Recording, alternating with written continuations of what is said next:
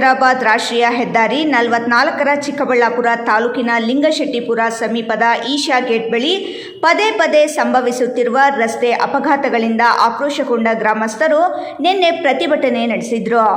ಇದರಿಂದ ಅಪಘಾತದ ಸ್ಥಳಕ್ಕೆ ಆರ್ಟಿಒ, ಪೊಲೀಸ್ ಹಾಗೂ ರಾಷ್ಟ್ರೀಯ ಹೆದ್ದಾರಿ ಪ್ರಾಧಿಕಾರದ ಅಧಿಕಾರಿಗಳು ಭೇಟಿ ನೀಡಿ ಪರಿಶೀಲನೆ ನಡೆಸಿದರು.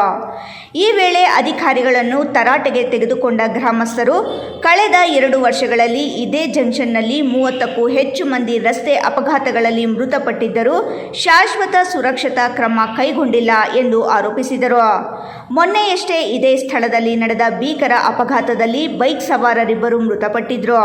ಈ ಜಂಕ್ಷನ್ ಅನ್ನು ತಕ್ಷಣವೇ ಸುರಕ್ಷಿತಗೊಳಿಸಬೇಕು, ವೇಗ ನಿಯಂತ್ರಣ ವ್ಯವಸ್ಥೆ ಅಳವಡಿಸಬೇಕು, ಎಚ್ಚರಿಕೆ ಸೂಚನಾ ಫಲಕಗಳನ್ನು ಅಳವಡಿಸಿ ವಾಹನ ಸಂಚಾರಕ್ಕೆ ಅಗತ್ಯ ಮೂಲಸೌಕರ್ಯ ಕಲ್ಪಿಸಬೇಕು ಎಂದು ಸ್ಥಳೀಯರು ಒತ್ತಾಯಿಸಿದರು. ಸುಮಾರು ಆಕ್ಸಿಡೆಂಟ್ಗಳಾಗ್ತದೆ. ಸುಮಾರು ಒಂದು 4-5 ವರ್ಷದಿಂದ ಒಂದು 15-20 ದತ್ತಾಗಿದ್ದಾವೆ. ಈ ಕಡೆ ಒಂದು ವರ್ಷದಿಂದ 4-5 ದತ್ತಾಗಿದ್ದಾವೆ. ಎಲ್ಲರಿಗೂ ನಾವು ಹೇಳಿದ್ವಿ, ಎಲ್ಲರಿಗೂ ಒಂದು ಅರ್ಜಿ ಕೊಟ್ಟಿದ್ದೀವಿ. ರಾಷ್ಟ್ರೀಯ ಹೆದ್ದಾರಿಯವ್ರು ಕೊಟ್ಟಿದ್ದೀವಿ, ನಮ್ಮ ಆರ್ಟಿಒ ಸಾಹೇಬ್ರು ಕೊಟ್ಟಿದ್ದೀವಿ, ನಮ್ಮ MP ಸಾಹೇಬ್ರು ಕೊಟ್ಟಿದ್ದೀವಿ, ನಮ್ಮ MLA ಸಾಹೇಬ್ರು ಕೊಟ್ಟಿದ್ದೀವಿ, ಇಡೀ ತಾಲೂಕು ಇಲಾಖೆಗಳು ಎಷ್ಟು ಇಲಾಖೆಗಳಿದೆ ಎಲ್ಲರಿಗೂ ಕೊಟ್ಟಿದ್ದೀವಿ.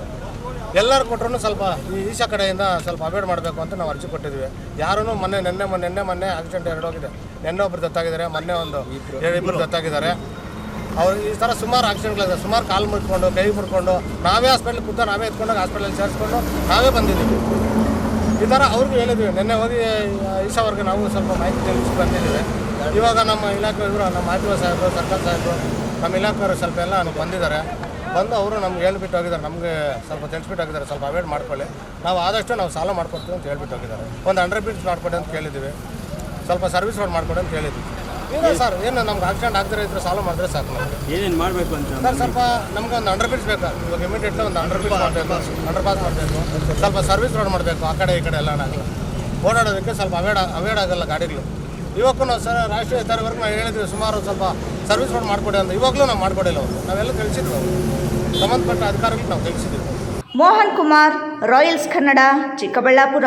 ನಾವೆಲ್ಲ ಗಾಡಿಗಳಲ್ಲಿ ಜಾಮ್ ಆಗಿ ನಾವೇ ಇವಾಗ ರಜಾ ದಿವಸ ಭಾನುವಾರ ಶನಿವಾರ ಇವಾಗ ರಜಾ ಆಗುತ್ತಲ್ಲ, ಅವತ್ತು ಫುಲ್ ಜಾಮ್ ಆಗುತ್ತೆ. ನಾವೇ ಬಂದು